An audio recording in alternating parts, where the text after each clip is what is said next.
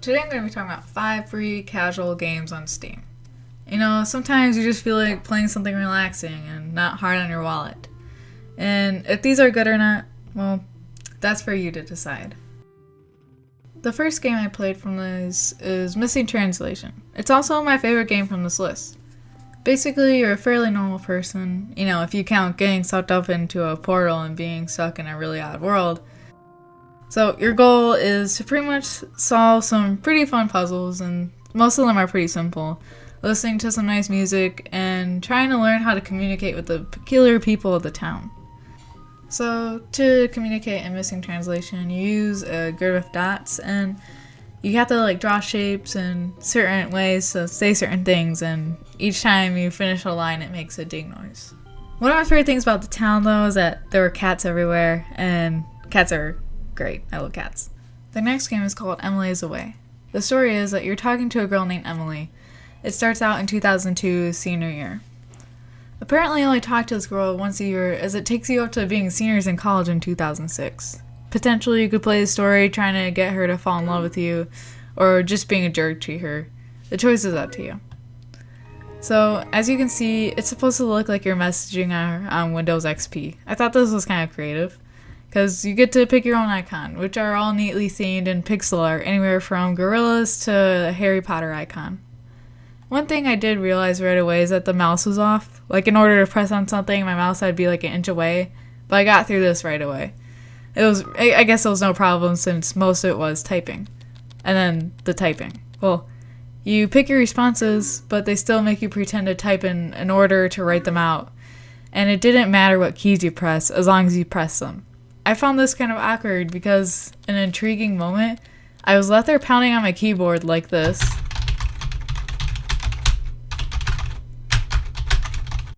Once you get past that, there were some kind of eerie moments. Of course, the fake buzz and beats of your computer that, fills the silence doesn't really help. But at the end, you feel the tension. That I don't know what to say tension that we all have felt. It recreates that very well, and then soon it forces you to say goodbye.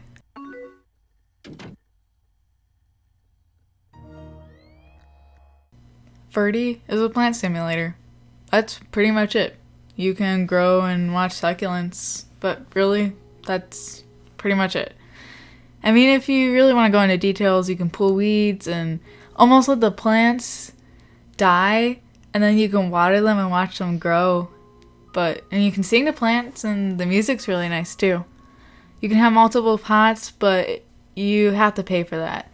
You can also pay for plants, but I don't see why you would do that because you get a free plant every week. As Joey, the other organic object, describes Verdi as a phone app on a PC. I agree.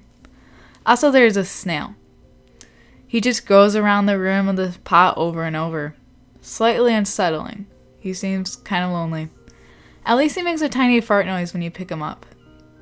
One thing I'll never understand is how I have 25 hours in a frickin' plant simulator.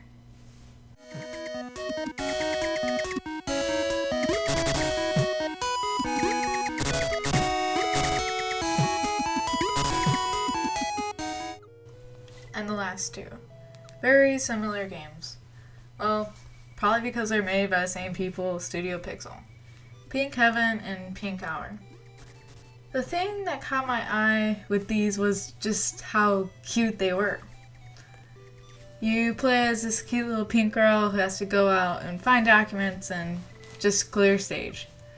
Maybe it was just me, but this was actually kind of difficult. Probably because I just kept on getting jump and shoot mixed up on the Z and X key on the keyboard. Oh god, keyboard problems. So the stages were actually pretty fun. They seem repetitive at first, but I don't know. Everything was just visually pleasing and cute.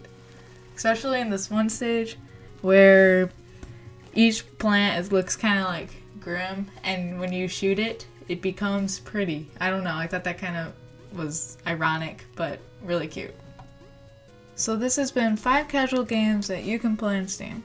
Thank you for watching. I hope you enjoyed the video.